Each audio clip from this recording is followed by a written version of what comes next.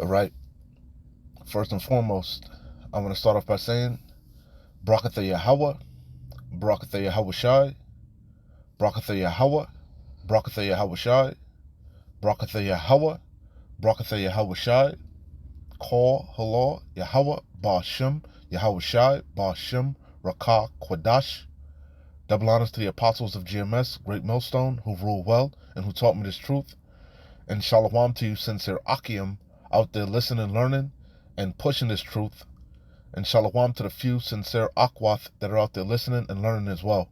With that being said, Adawan Ratazah, this will be edifying. As usual, I'm going to go into Rakah Quadash. And I'm going to try not to make this lesson too long. If you've been paying attention to the economy, you've been watching the car market, if you've been watching the housing market, you know, all the top financial, I guess, gurus, advisors, whatever you want to call them, most of them have been predicting a crash, okay? You know, and just a couple things that popped in my feed about, the housing market, and I got an article off of Forbes that I'm going to go into, but um anybody that's watching, like I've always said, nothing's moving in Babylon, okay? Cars aren't moving, housing aren't moving, the interest rates are through the roof. Nobody can afford, everybody's tapped out pretty much. You know, um, you know, this place is through. It's CTD, circling the drain. It's on life support, you know. And but anytime you go to like these different websites like Redfin or any of these so-called financial websites, they're all optimistic, optimistic, saying things are going to turn around, so on and so forth, but it's obvious that it's not. And when you watch the stock market, you watch these different so-called graphs and stuff, you can see that basically what I'm trying to say is Esau is manipulating, and he's playing with the numbers, man. He's playing with the numbers. Esau's playing with the numbers. You know, he's playing with the stock market. He's doing witchcraft, man. Quantitative ease and all these different tools that he has. He's keeping this economy propped up. Okay, you know, America, Babylon the Great is nothing more than a corporation. Okay, and these different economies globally are all interconnected. All right, and the lifeline to these economies is actually Babylon the Great. You know, and America, Babylon the Great is nothing more like I always say, it's a house of cards that's collapsing. Okay, first and foremost, you're living in a fiat system. Okay, you're using fiat money, debt bearing notes. You're not using real money. You know, and this is the definition of fiat. And I'm not the best. Like I said, I'm not no financial expert or no financial guru or nothing like that. But I know enough. I know enough, and also I'm privy to certain things because I'm privy to different home builders, and I'm privy to the construction industry. Real estate investors. I'm kind of not to put my business out, but I'm privy to certain things, and but just open up your eyes and look around, man. Nothing's moving. Nobody's buying any house. They can't afford to. This bitch is through. Okay, and I see it's through. This bitch should have been collapsed. But like I said, they're playing games. They're propping this economy up. Okay, keeping this place on life support, bailing out these banks. I saw in the news about Chase Bank. You know, this place is through, man. So anyway, like I said, we're living in a fiat system, and this is real quick off of Investopedia. Quick Google search, fiat system. It says fiat money is government issued currency that is not backed by a physical commodity such as gold or silver. Let me see. Let me click on it. Salaki, let me see. But rather by the government that issued it. Okay, and that's why America was so strong, because of the dollar, the U.S. dollar, the petrodollar. Because America laid the smackdown after World War II on Hiroshima and Nagasaki. They had that great sword. They had the power to make fire come down from heaven. They were, as the scriptures calls them, the hammer of the earth. You know, all these different nations were in subjection. They bowed to the beast, chiefly America, because we know the beast is the rebirth of the Roman Empire, which is nothing more than NATO and the EU. NATO is the military arm of the beast, and the EU is the financial arm of the beast. That's how the beast wages war. First, they put sanctions on your country, your nation, through the EU, okay, which are all Edomite nations, okay. They put sanctions, they put tariffs on you. They tell you who you can and can't do trade deals with, what you can and can't export and import, okay? And if that doesn't work, putting tariffs and sanctions on your country, your nation, how else do they wage war? By force, through NATO, okay? And America, Babylon the Great, is the whore that's riding the beast, which is nothing more than the revival of the Roman Empire, okay? And America, Babylon the Great, has been forcing these different nations to trade. If you wanted to buy oil, that's why one of America's, Babylon the Great's number one allies was Saudi Arabia, right? And if you wanted to purchase oil, you had to convert your nation's, your country's resources into what? Dollars. You had to trade in the petrodollars. That's what made America strong. Okay, but America's losing its hegemony. Okay, a lot of nations are dumping the dollar. You have a major counterbalance to the West, which is these BRICS nations. Okay, and these BRICS nations are setting up what? Their own CBDC. The West is setting up their CBDC also, right? Central bank digital currency, because this fiat system is collapsing. We're transitioning into a new way of buying and selling, which is going to be digital, which is ultimately going to be spearheaded by the charagma, the MOTB, the RFID CHIP per Revelation 13 and 16. You're not going to be able to operate in this new system, this new order that's being set up without it, because it's going to be a digital system of ones and zeros. Okay? But anyway, kind of all over the place, but I got the spirit.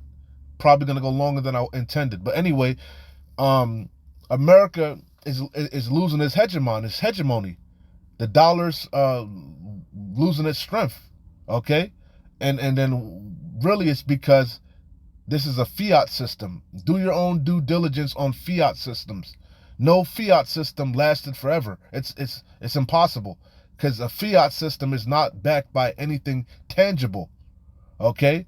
At one point, the American dollar, in its first existence, when it was first created, it was actually backed by silver and gold. You had something called the gold standard. Okay? You can go down to the bank, because the dollars is nothing more than debt-bearing notes, used as currency. Okay? And what you were able to do in the past was, before they did away with the gold standard and came up with the Federal Reserve, the creature Jekyll Island, they you could go down to your local bank or whatever and trade in your dollars for actual gold and silver. Okay? The dollar was actually worth its weight, But now, after the Federal Reserve came about, they did away with the gold standard. Okay? Now what keeps the dollar powerful? America's strength. It's its hegemon, its military strength, its influence.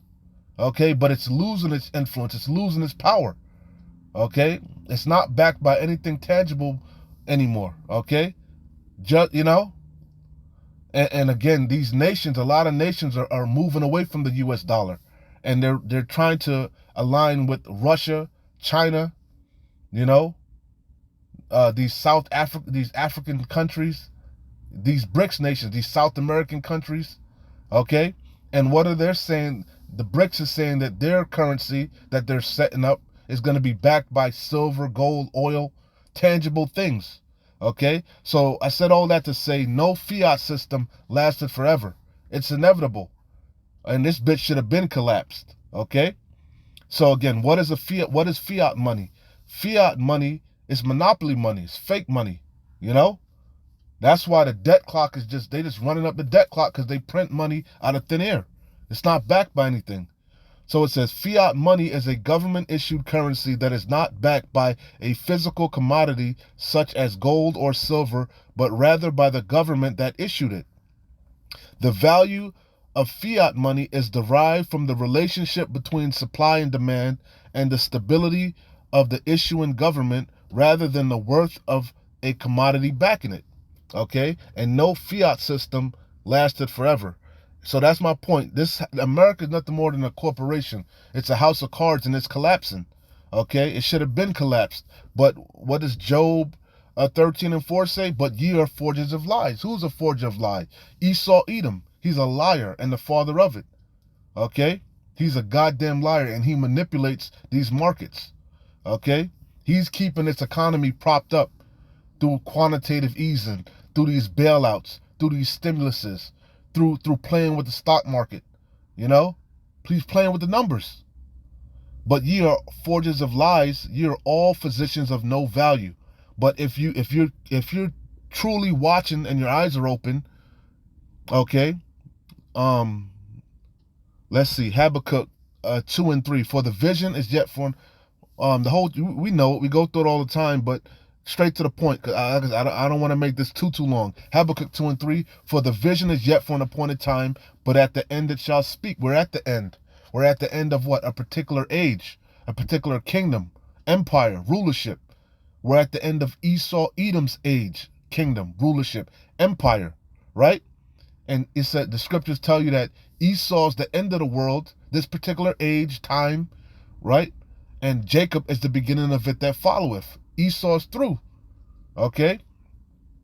For the vision is yet for an appointed time, but at the end it shall speak and not lie. If you're watching, these prophecies are screaming. It's obvious what times we're in. Okay? I think it was Elder Apostle of Ramlab just did a lesson. That's a spirit. I think it was something about the end. It's obvious that we're at the end or something like that. I popped up in my feed, but I was getting this lesson together, Salakia. So it says, anyway, for the vision is yet for an appointed time, but at the end it shall speak and not lie. Though it tarry, wait for it, because it will surely come, it will not tarry. And that's the thing. This thing is about patience, enduring. Okay, no man knoweth the exact hour but Yahweh. Okay? Not even Esau. Esau doesn't know the exact moment or time that he's going down. But he knows he's at his end. He knows it. Okay? And we know this through what? Measuring the time diligently. 2 Ezra 9:1. He answered me then and said, measure thou the time diligently in itself. Daily. We're constantly watching. And one of the things that I love to watch is the economy. Because I know the economy has to collapse for one of the major prophecies that we're looking for to pop off, to take place. The Karagma, the mandatory implementation of the RFID CHIP. This economy has to collapse. Mass layoffs, you know, Jacob's trouble is going to commence, order ad chaos. We're in the brink of we're at the door of World War III, but things aren't going to fully pop off until that Karagma is made mandatory. And in order for that to happen, this economy has to collapse. And we see it. It's nigh. It's near. Again, nothing's moving in Babylon. He answered me then and said, measure thou the time diligently in itself, and when thou seest part of the signs pass, which I have told thee before, then shalt thou understand that it is the very same time wherein the highest will begin to visit the world which he made. And the whole, you keep reading on, but you got the idea, I don't want to make this too long. So this is 2 Ezra 4:37. By measure hath he measured the times. Who? Yahweh Bashem Yahweh Shai. This is his movie, okay? And everything is done decently and in order, Yahweh Bashem Yahweh Shai is bound by his word. He's bound by prophecies, okay? But there's only a handful of prophecies left to play out, You know? It says, and by number hath he numbered the times. And he doth not move nor stir them until the said measure be fulfilled. So there's a certain amount of time that Esau has to do certain things that, one prophecy comes to pass, when certain things, they're in order. They're in order. The missiles are not going to come before the charagma. You see what I'm saying? We're not going to get into the kingdom before Esau comes down. You get what I'm saying? Everything is in proper order. Okay? And there's only a handful of prophecies that are left to play out. Okay? You see? But he doesn't, everything got to be fulfilled in its due time. So,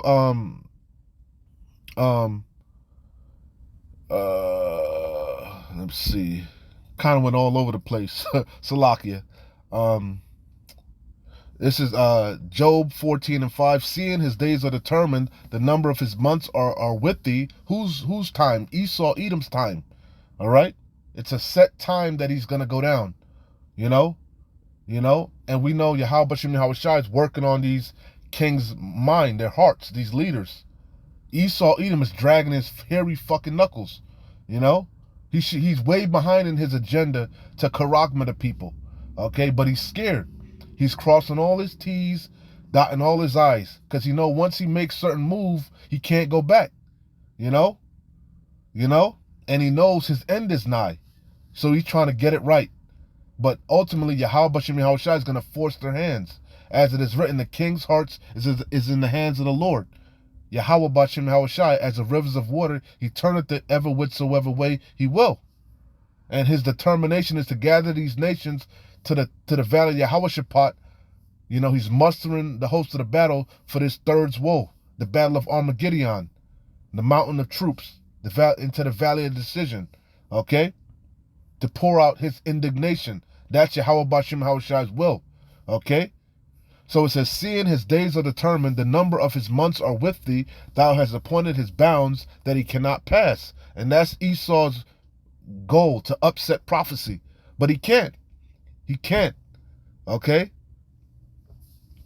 This is Job 20:4. Knowest thou not this of old, since man was placed upon earth, that the triumphant of the wicked, who's the wicked? Esau, Edom, per Malachi 1:4, is short, and the joy of the hypocrite but for a moment.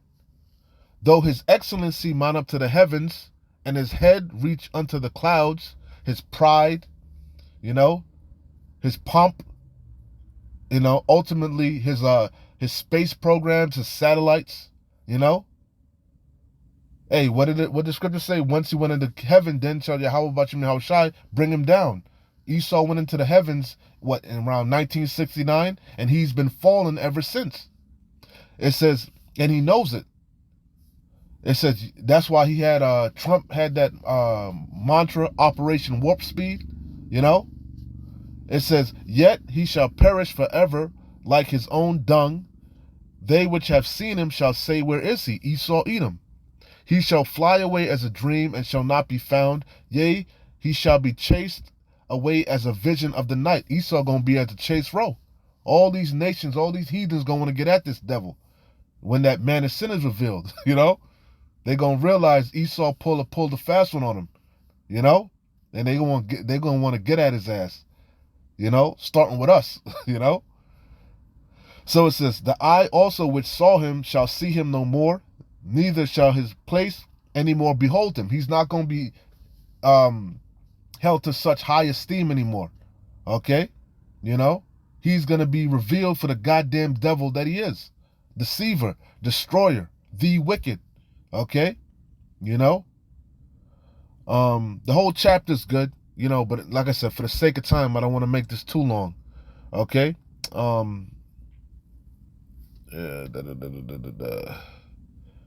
It's Revelation 12:12. Therefore rejoice ye heavens and ye that dwell in them. Woe to the inhabitants of the earth and of the sea, for the devil, Esau, Edom, right? The physical counterpart of the spiritual demon Satan. Devil means deceiver. He's the deceiver. Devil goes to the word diablos. Diablo. Esau's the deceiver. Again, he's playing with the numbers. You know?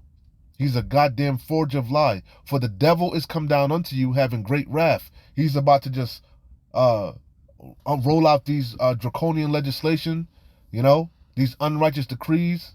He's gonna bring the hammer down, put the squeeze on you, pressure from above, pressure from below, the Hegelian dialect, you know, because he knoweth that he have but a short time. Yahweh Bashem Yahweh Shai set a certain amount of time and he's going down, and he knows it, okay? But he's trying to upset prophecy, okay? So, again, through measuring the time diligently, we can clearly see that this place is through. It's being propped up. Anybody with eyes to see can see it, and they're predicting it. It should have been crashed.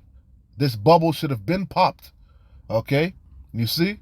But he's playing games, all right? So kind of went all over the place. I don't want to write made sense and it came together.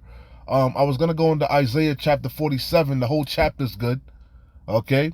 But for the sake of, I'm not even going to bother for the sake of time. I'm going to read this article, okay?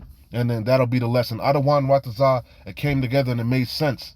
Okay, again, I'm not the smartest guy, Jenne. I'm not the smartest when it comes to find currency and finances and so on and so forth, but I know enough, and ultimately I know prophecy, okay? The testimony of Yahweh Shai is the spirit of prophecy, okay? So this is off of Forbes, and again, we're measuring the time diligently. Especially me, I like to watch the housing market. I like to watch the job market. I'm watching the Arabian Peninsula, Western Asia, the so-called Middle East. I'm watching that too, But Yahweh Shai HaMashiach said, wars and rumors of wars. See that ye be not troubled, for all these things must be, but the end is not yet. All hell is not going to break loose until that charagma is made mandatory. And in order for that to happen, Esau going to have to put the squeeze on you. Because you got a lot of people that know about that charagma. And they're not going to just lay down. He knows he's going to be met with great resistance. That's what this whole sticky icky Charlie Delta 109er was about. This plandemic, scamdemic. What did he do? He put the squeeze on you people. And then what did he do? He went around and took censuses. He went door to door to see who was going to take it. That was a trial run. And he knows he's going to be met with a lot of resistance. Especially these red-blooded Americans, these Bible thumpers. A lot of people know about the charagma. So he going to have to put the squeeze on you, So let's read this article off of Forbes Advisor. Housing market predictions for 2024. When will home prices be affordable again? Because they're not, like I said, nothing's moving. Everybody's tapped out. Can't nobody afford to buy nothing, I had Habakkuk on deck also. That thick clay that I bought you, It says, though mortgage rates are better now than they were in the fall, and experts are optimistic. Yeah, because of course the experts are going to be optimistic because that's how they make their money. All these real estate realtors and so on and so forth, these builders, they want you to buy. That's how they make money. If you ain't buying, they ain't making money. These car dealerships, if you ain't it's supply and demand. Nobody's buying, man. Nobody's buying. I told you about that's why a lot of layoffs are happening. UPS laying off, so on and so forth, because nothing's moving. Nothing's moving in Babylon. Okay? You see? So these corporations are not making no money. Everybody's tapped out. So it says, though the mortgage rates are better now than they were in the fall, and experts are optimistic that rates will drop further in 2024, home affordability challenges aren't going away anytime soon, because it's inevitable, Mr. Anderson. This house of cards has to collapse. They have to collapse this current economy, this current fiat system, to usher in this new order that they're about to set up, this digital order, this Internet of Things, which you're going to be connected to the Internet of Things through the charagma. A perfect storm of still high mortgage rates, in home prices amid historical low housing stock continues to put home ownership out of reach for many, most notably first-time buyers who remain pessimistic about being able to afford a home as we begin 2024. It says housing market forecast for 2024. 2023 was a demoralizing year for many aspiring home shoppers. Mortgage rates and residential real estate prices surged, and average monthly mortgage payments hit record levels, creating a perfect storm of home unaffordability. Nothing's moving, you know? And construction is a major lifeline of Babylon. That's what happened in 2007, 2008. That's why we had that crash. The housing market collapsed. The real estate market collapsed. Okay? These banks failed. Okay? You see? However, 2024 could be a better year. Yeah, of course. Keep hope alive, right? However, 2024 could be a better year to purchase a home, at least for some. Despite persistent inventory challenges, we anticipate a busier spring home buying season than 2023. The Sam Cater, chief economist at Freddie Mac, in a press statement.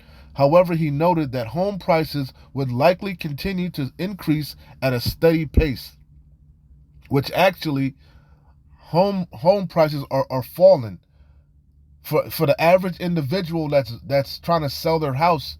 Like, say they have to, nobody's buying it. They're doing these open houses. Their houses are just sitting on the market, so they have to keep lowering their prices more and more. Just like the cars.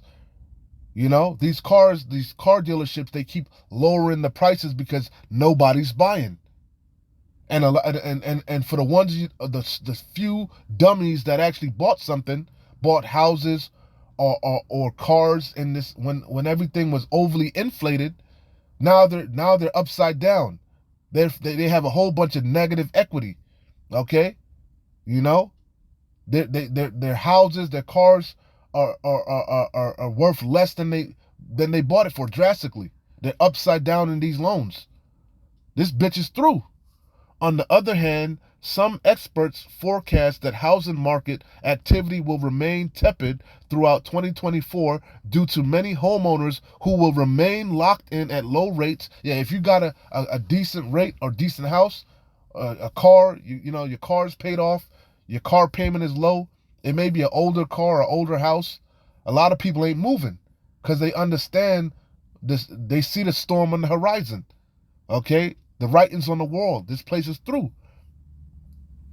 It says, on the other hand, some experts forecast that housing market activity will remain tepid throughout 2024 due to many homeowners who will remain locked in at low rates, which will keep a stranglehold on inventory and put upward pressure on home prices. Given that approximately 2/3 of outstanding mortgages currently boast rates below 4%. A notable portion of existing homeowners may opt to postpone their buying and selling plans and wait for the potential for even lower rates before making decisions about their next residencies, said Jay Zhao, an economist at Realtor.com, in an emailed statement. Like I said, I'm privy to certain things because I know builders, I know home builders, I know investors, real estate investors, so I'm privy to certain things.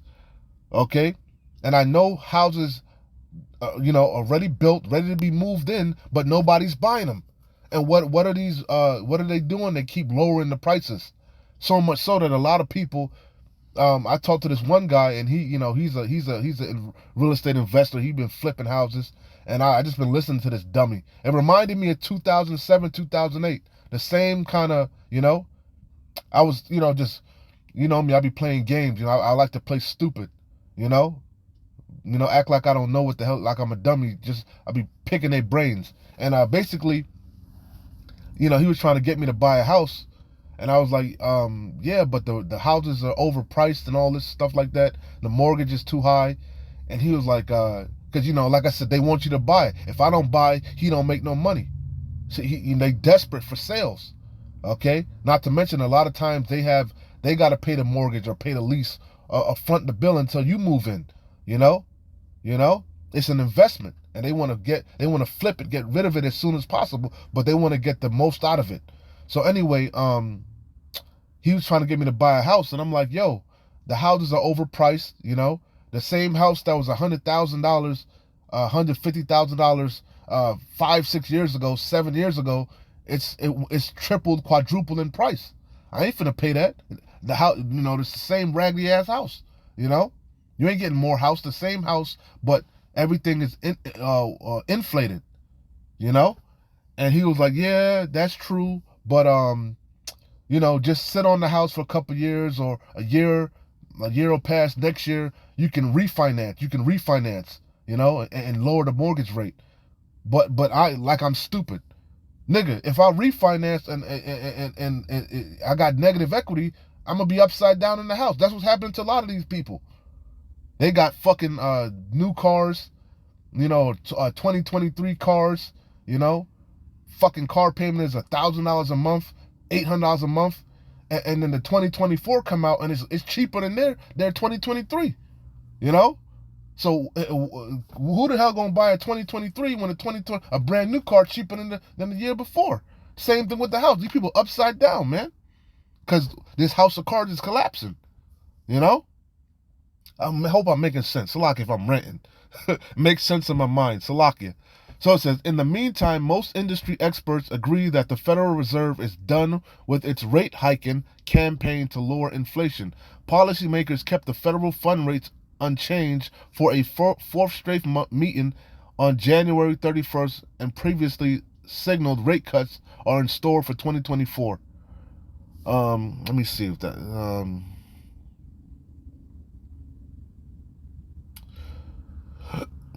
yeah, it's pretty. It was some more information in here. This was a good article. A lot of bullshit, but you gotta read it with understanding. You know, Esau tells a lot of half truths.